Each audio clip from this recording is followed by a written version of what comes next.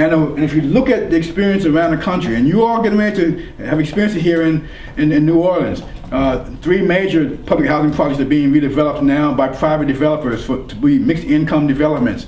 And are we going to be able to really assure that they remain mixed income if we can get a certain percentage of affordability that happens? A lot of communities, in trying to deal with this issue about displacement, created equitable development legislation. And where I live was one of the forerunners of this kind of legislation was Montgomery County, Maryland. And Montgomery County, Maryland enacted legislation that says that any development that's done in this community, that 10% of it has to be done for affordability. And that's in return for the public's giving you permits and giving you other things, and you have to do that. And so it became the forerunner for how we began to look at issues of really causing more spatial separation of the concentration problem that was really associated with public housing. Was an issue around, so Hope 6 was a way to begin to address this problem. Now, I'm kind of jumping around a little bit out of sequence, so forgive me if it's not just running in a straight line. But one of the other major housing programs that occurred in the early 70s, mid 70s, after the block grant program was Section 8.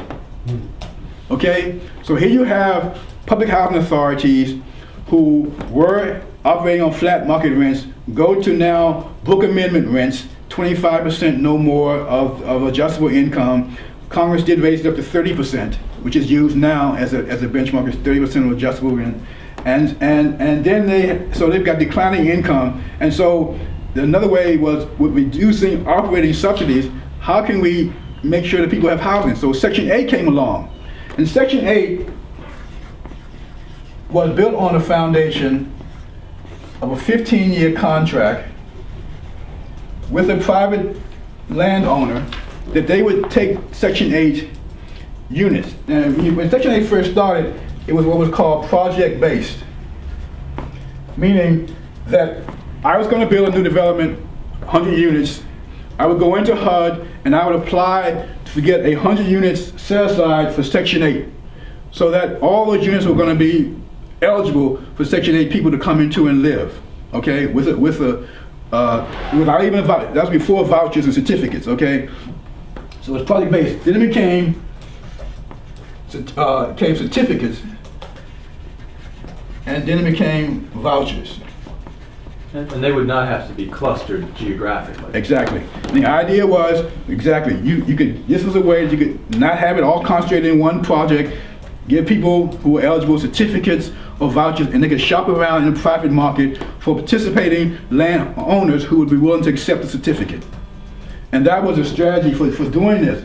So it's also a way to provide assistance to developments that needed it. So what happened with Section 8 when it came along, it was building a base of persons who were willing to participate in the program.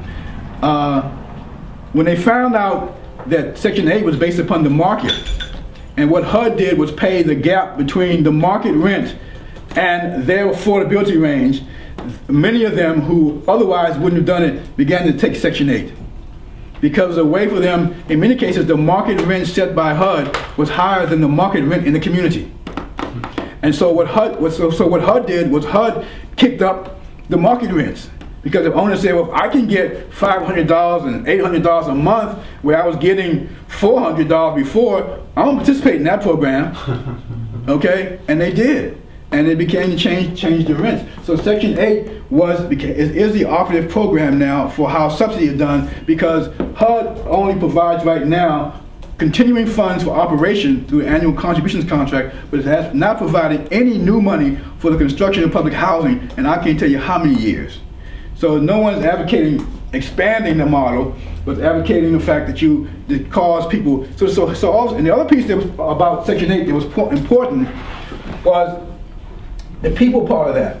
Presumption behind this policy was that in 15 years, that people come in with a subsidized rent, but that we're going to be able to do the kind of social engineering, job development creation, that these people at the end of 15 years will be able to afford the market rent. That has not worked. because the people who in fact have been the beneficiaries have not been able to increase their income or get a better job or remove themselves from welfare assistance or whatever form of subsistence they were getting to be able to now compete in the private market with Section 8. So what happens to those developments now that no longer need Section 8? Why don't they need it? Because now the market in which they're located has changed to the point where they can now rent it for private market rents. Columbia Heights, owner doesn't need Section 8. He can now rent his unit from he now can go above the HUD rent. The HUD rent may, let's say, be now for a 3-bedroom unit, $1,200 a month. He can now get $1,800 and $2,000. And all of the people who couldn't qualify for Section 8 because their income was slightly higher than whatever the cutoff range is, are now in the market that all of the rents are higher because the Section 8 rent was higher. So they're at another disadvantage or driven into poverty. Exactly. Exactly. And so you see how public policy is a way that was designed to eliminate certain things because of the way sometimes it operates within the private market and with other environments. It has just the opposite effect.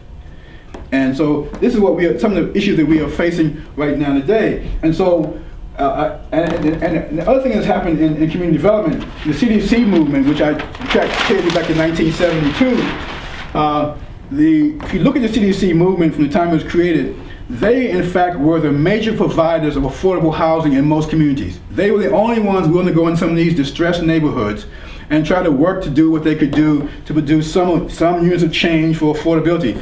The issue always has been that they never were able to have access to a large enough set of dollars to be able to do the scale of development that was there that they were trying to attend to. So while the neighborhood may need, for example, 1,500 units of affordable housing, if they could only do 20 units a year, they were never going to scale to that problem. You see, and so while they were doing good work, the margin of what they could do compared to the problems they were trying to address was nominal in a way. And so the effectiveness of CDCs was sometimes thrown into question in many communities. They were also largely dependent. 75% of most CDCs, the major money they got came from the Community Development Block Grant Program. And so when the Community Development Block Grant Program had less money to make available, and when the whole issue around nonprofits was being challenged to some degree in terms of their capacity to deliver it, then all of a sudden now you begin to see a decreasing in the production on the part of community development corporations. And what is happening in most places is that as the CDCs have reduced in their production capability, that they are in areas where the market is now operating more effectively. It's very interesting that around the country, if you look at it, public housing authorities that were created built in some of the most, at that time, thought to be undesirable locations in the city.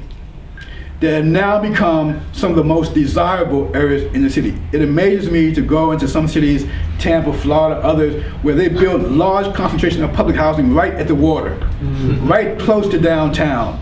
I mean, in now areas that nobody was ever thinking about anybody would ever want to live there. That now are the attractive places to live. And so what do people want to do?